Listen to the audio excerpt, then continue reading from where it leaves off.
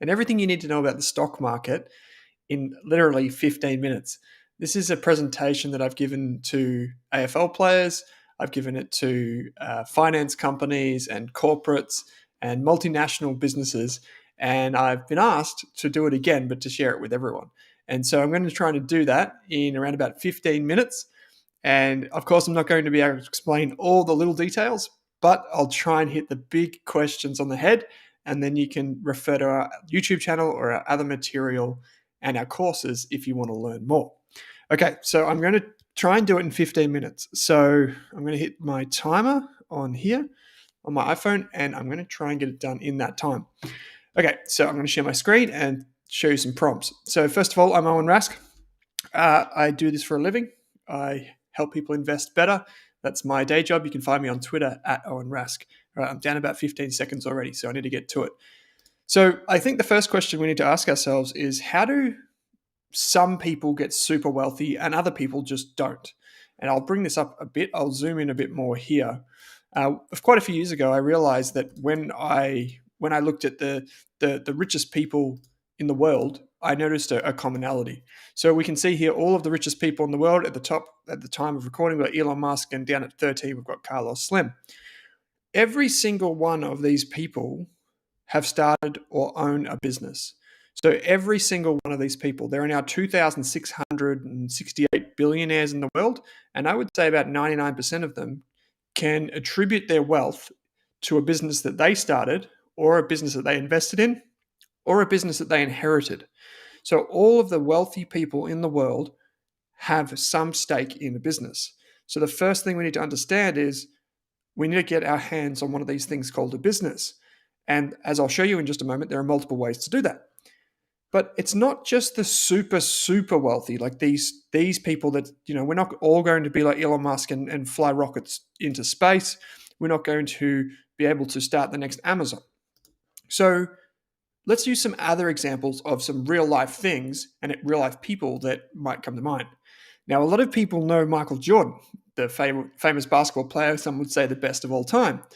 Well, you've probably heard of Air Jordans as well, which are his shoes. They're created by Nike, but they carry his name. Now, there's a really interesting thing that happened with MJ. One of the things is that, and you can see it down the bottom here, he earns about $100 million a year from various business entities. So this is a huge amount of money earned every single year. But this is more in a single year than he earned from his salary in 16 NBA seasons. So it's fair to say, if you just look at these numbers, that he makes much more money from business than he does from actually playing the sport.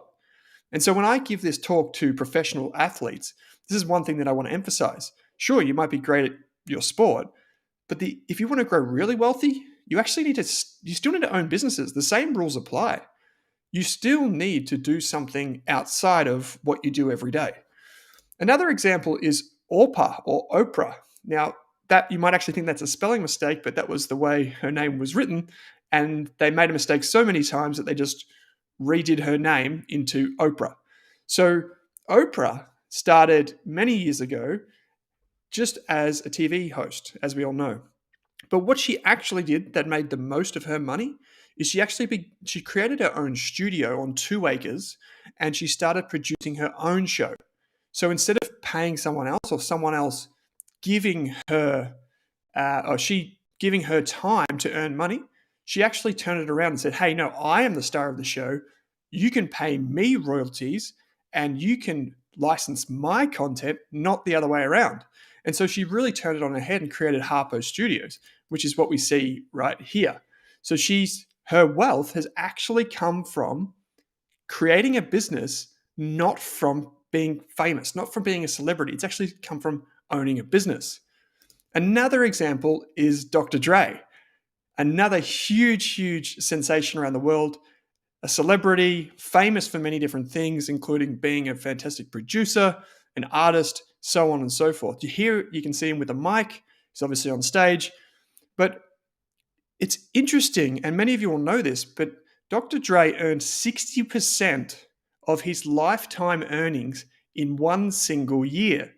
And the way he did that, and you can see that right there in 2014, the way he did that was actually because of Beats by Dre. So you remember that the headphones, they're not these ones, but they're very similar to these ones. And it wasn't just him involved in this business, but they ended up selling that business for billions of dollars to Apple. And now Apple has, got taken it to the next level with all different types of technology in the headphones. But he actually made the majority of his wealth from a business selling headphones, not from all of the, titles with Eminem or all of the artists that he brought up and cultivated himself, actually from owning a business. Another example, and this one's really interesting, is Rihanna. Again, people think that she made all of her money from being an artist, from having people like Kanye on her records. It's actually not how it works. She actually made the majority of her money from the Fenty beauty line, her own business with lingerie and all of those accessories that women love. And a fun fact about Rihanna is she actually almost went bankrupt. In 2009, during the GFC, she almost lost it all. And now she is worth $1.7 billion. And that's again thanks to owning a business.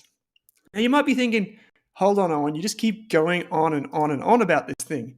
But it is the worst kept secret in society that the way to grow wealthy is to own businesses. And here's a bunch of different businesses that you can see on the screen: Zoom, Xero, Roblox, Google, Salesforce, Atlassian, Apple, all of these different names. These are all fantastic global businesses. And all of these businesses are available on the stock market.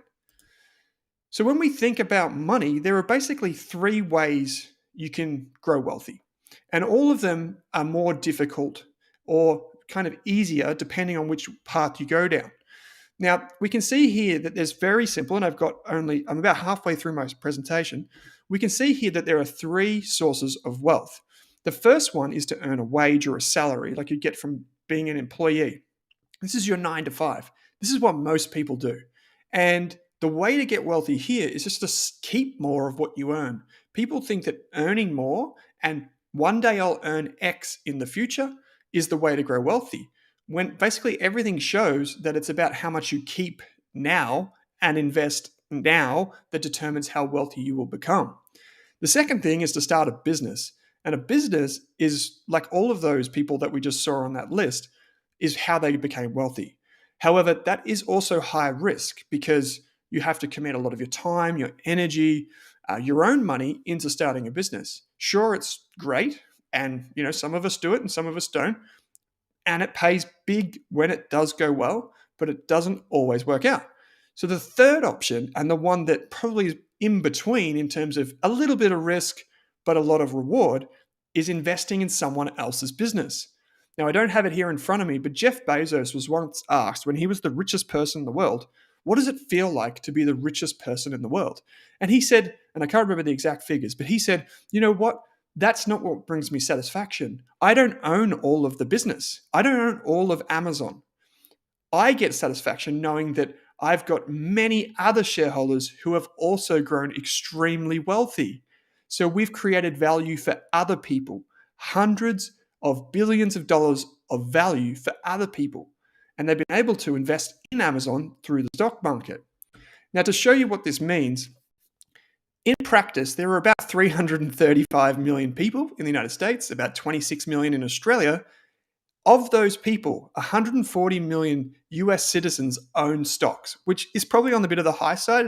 It varies depending on the number you look at. In Australia, it's about 1.4 million. So we can see that Americans have a preference for owning stocks. Aussies still have a preference, but not quite as much. The culture just isn't quite there as much. However, the reverse is true when we think about starting businesses. In Australia, there are around 2.5 million businesses, and it's clear that a lot of Aussies like to work for themselves. In the US, still a huge entrepreneurial culture, but there's not as many of those businesses per person, if you like. Still, 8 million is a massive number of businesses. So we can see kind of the shift in the mix of different cultures and different economies here. So a question that I often get asked is, isn't the stock market just gambling? Isn't it just gambling for dudes in suits? Well, let's draw some similarities. between, say, having, a punt at the horses or going to the casino. Very similar. They both have numbers. They both involve money. But here's the thing. When you invest in the stock market, you actually own something. And that is the key difference between gambling and investing. When you invest kind of with, you understand there are risks and that nothing is guaranteed, but at the same time, you still own something.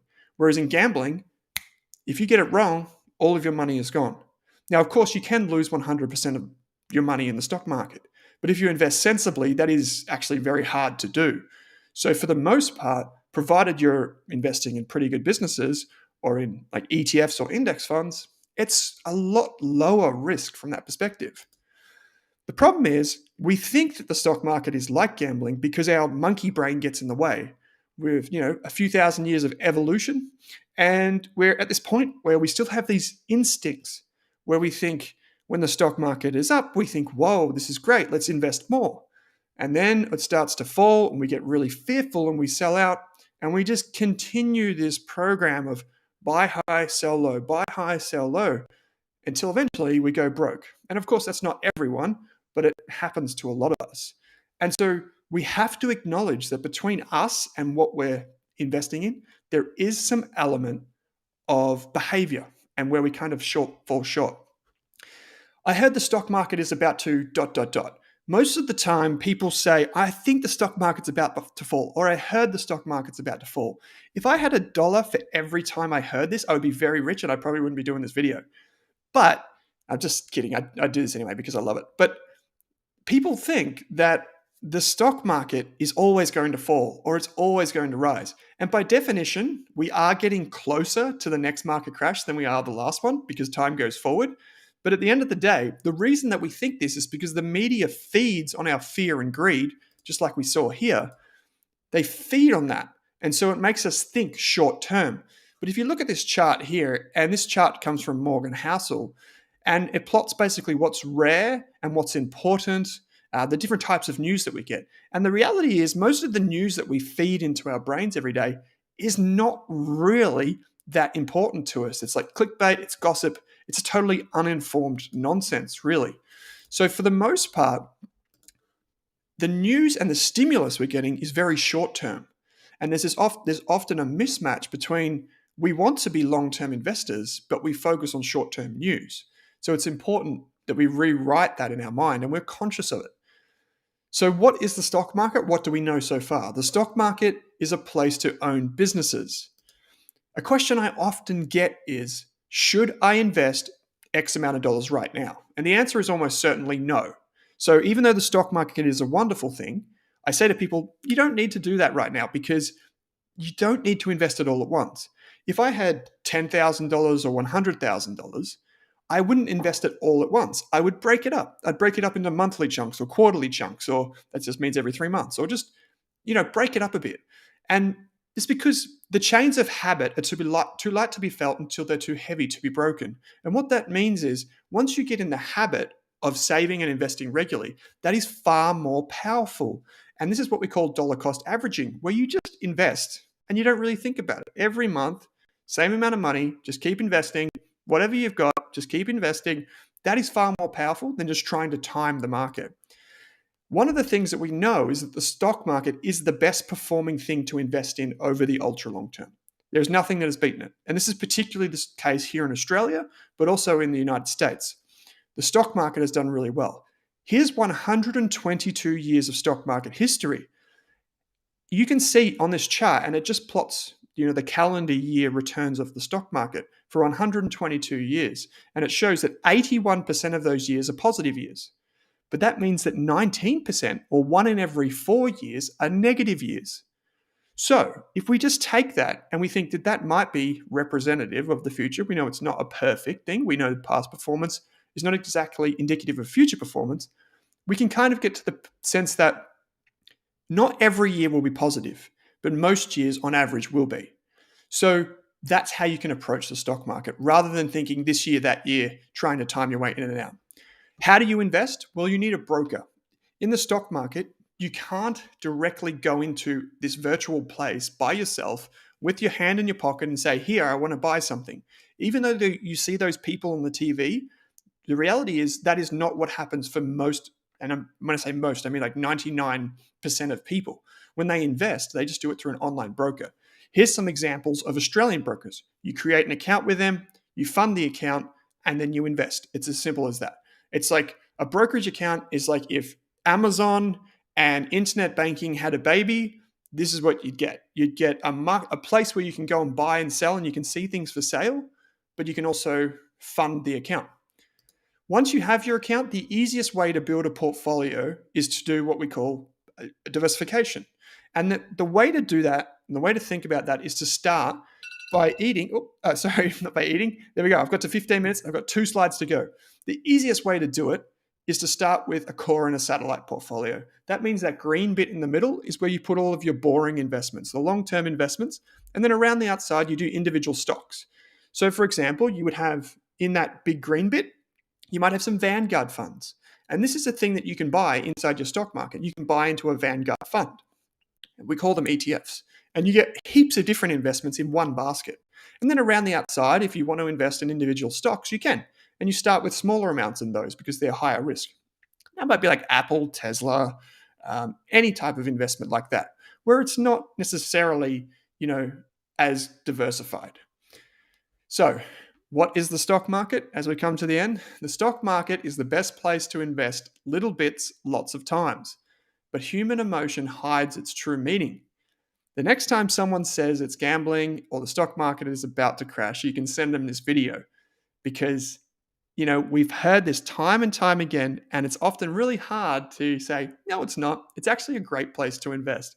And if you need to get any type of, reassurance, you can just go back to the top of this presentation where I showed you all of the people that have grown extremely wealthy.